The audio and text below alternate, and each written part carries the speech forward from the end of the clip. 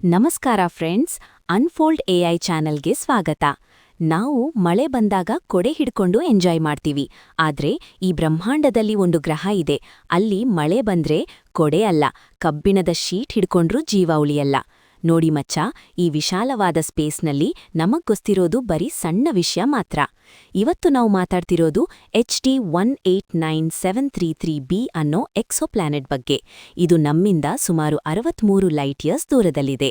ಮೊದ್ಲೇ ಹೇಳ್ತೀನಿ ಕೇಳಿ, ಇದು ದೂರದಿಂದ ನೋಡಕ್ಕೆ ನಮ್ಮ ಭೂಮಿ ತರಾನೇ ಸಖತ್ ಬ್ಯೂಟಿಫುಲ್ ಆಗಿ ಗಾಢ ನೀಲಿ ಬಣ್ಣದಲ್ಲಿ ಕಾಣುತ್ತೆ.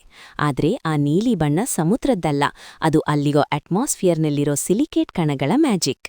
ವಿಜ್ಞಾನಿಗಳು ಇದನ್ನ ಹಾಟ್ ಜೂಪಿಟರ್ ಅಂತ ಕರೀತಾರೆ, ಯಾಕಂದ್ರೆ ಇದು ಗಾತ್ರದಲ್ಲಿ ನಮ್ಮ ಗುರುಗ್ರಹಕ್ಕಿಂತ ಸ್ವಲ್ಪ ದೊಡ್ಡದಿದೆ ಮತ್ತು ತನ್ನ ನಕ್ಷತ್ರಕ್ಕೆ ತುಂಬಾ ಹತ್ತಿರದಲ್ಲಿದೆ. ಅದರ ಟೆಂಪರೇಚರ್ ಕೇಳಿದ್ರೆ ಶಾಕ್ ಆಗ್ತೀರಾ, ಬರೋಬ್ಬರಿ 1300 ಡಿಗ್ರಿ ಸೆಲ್ಸಿಯಸ್. ಅಂದ್ರೆ ಈ ಗ್ರಹ ನರಕದ ಒಂದು ಸ್ಯಾಂಪಲ್ ತರ ಇದೆ. ಇಲ್ಲಿರೋ ಅಸಲಿ ಕಿರಿಕಂದ್ರೆ ಇಲ್ಲಿರೋ ಗಾಳಿ. ನಮ್ಮ ಭೂಮಿ ಮೇಲೆ ಬರೋ ಚಂಡಮಾರುತಗಳ ಗಾಳಿ ವೇಗ ಗರಿಷ್ಠ ಅಂದ್ರೆ 200-300 ಕಿಲೋಮೀಟರ್ ಇರ್ಬೋದು.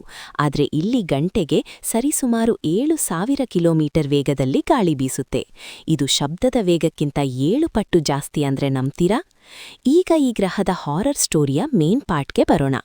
ಇಲ್ಲಿ ಮಳೆ ಆಗೋದು ಗಾಜು. ಹೌದು ಗುರು, ಇಲ್ಲಿರೋ ಅತಿಯಾದ ಶಾಖಕ್ಕೆ ಸಿಲಿಕೇಟ್ ಕಣಗಳು ಕರಗಿ ದ್ರವ ರೂಪದ ಗಾಜಾಗಿ ಬದಲಾಗ್ತವೆ.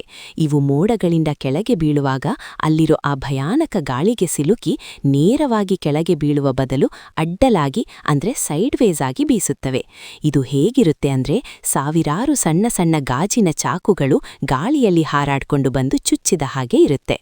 ವಿಜ್ಞಾನಿಗಳು ಇದನ್ನ ಸ್ಪೆಕ್ಟ್ರೋಸ್ಕೋಪಿ ಅನ್ನೋ ಟೆಕ್ನಾಲಜಿ ಯೂಸ್ ಮಾಡಿ ಕಂಡುಹಿಡಿದಿದ್ದಾರೆ.